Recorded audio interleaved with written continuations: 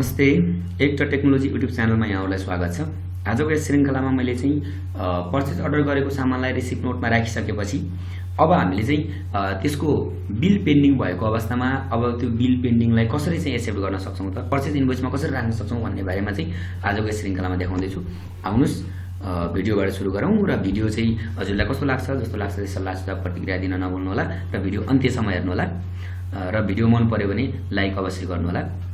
अब हामीले चाहिँ यहाँ गएर यो भन्दा पहिलेको भिडियोमा मैले चाहिँ तपाईहरुलाई रिसिप्ट नोटमा राखेको कुरा रिसिप्ट नोटमा राख्न सिकाएको थिएँ। त्यो रिसिप्ट नोटमा राखेको कुरामा हामीले चाहिँ सेल्स बिल पेन्डिङ देखाएको थियो।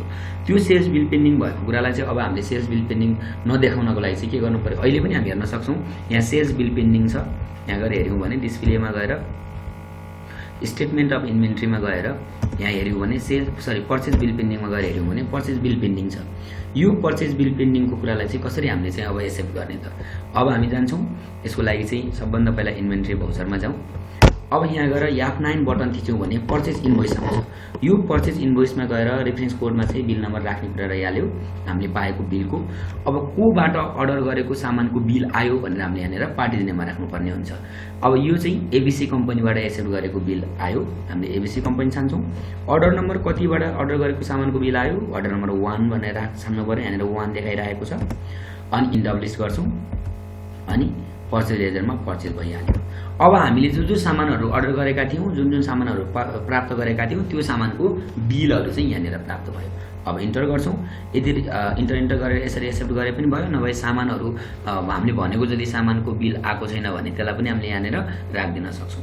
अब यति गरिसके सबै आएको छ भने चाहिँ हामीले यसलाई कन्ट्रोल ए गरेर सेभ गर्दिन्छौं। अब गएर हामीले हेर्छौं स्टकमा त स्टक समरी छँदै छ, पहिले नै हामीले रिसिप्ट नोटमा राख्ने बित्तिकै देखिहाल्यो।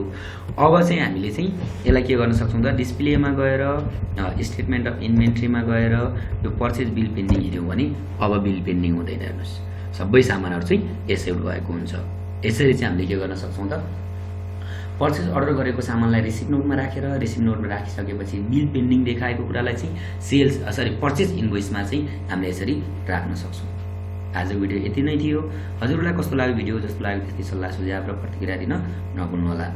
र यति बेलसम्म भिडियो हेरेकोमा यहाँलाई धेरै धेरै धन्यवाद छ।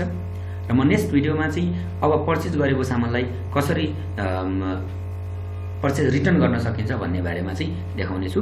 अहिलेलाई चाहिँ यो भिडियो यही अन्त्य गर्छु। हस्त नमस्कार।